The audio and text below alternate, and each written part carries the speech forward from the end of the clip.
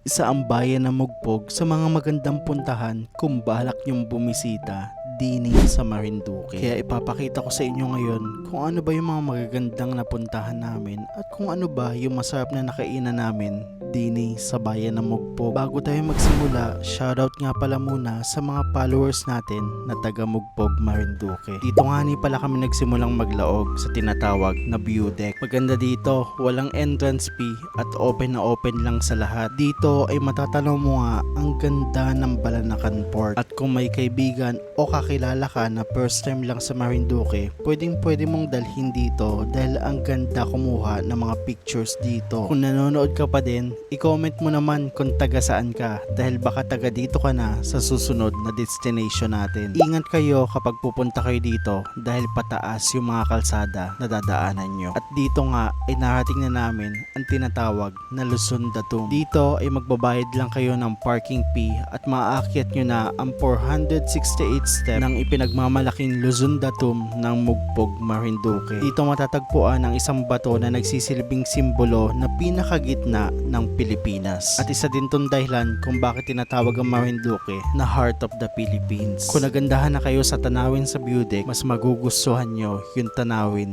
dito sa Luzon Datum. Maganda nga din magtambay at manood ng sunset dito. Kaya naman sulit na sulit yung pagod sa pag-akyat mo. Papunta na tayo sa next destination natin. Kaya i-share mo na tong video sa mga kakilala mo para maipakita mo din yung ganda ng Marinduque. Dito ay pinuntahan namin yung tinatawag na Paadyaw Falls. Isa sa natatagong ganda ng Marinduque na masasabi mong may ganito pala dito. Kahit nga ako ay nagulat sa ganda nitong Paadyaw Falls. Maganda nga mag-banding dito at magliguan. Pero pag magdadala kayo ng pagkain, make sure nyo na dadalhin nyo din pabalik. Para naman ma-preserve natin yung kagandahan at kalinisan nitong Paadyaw Falls. Matapos nga madaming galaan at nabusog na ang ating mga mata sa ganda ng tanawin. Kaya't busugin naman natin ang ating tiyan at dito kami kumain sa isa sa sikat na kainan dito sa Mugpog, ang Poblasyon. Located lang din to sa mismong bayan at nakakatawa dahil kahit ang daming tao ay mabilis sila mag-serve dito. Masasarap din yung mga pagkain nila at madaming pagpipilian sa menu. At isa na nga to sa naging paborito kong kainan dini sa Marinduque. May kanya-kanyang ganda ang bawat bayan dito sa ating probinsya. At kahit maliit lang to, napakayaman naman sa kultura. Kaya ikaw, kung taga Marinduque ka,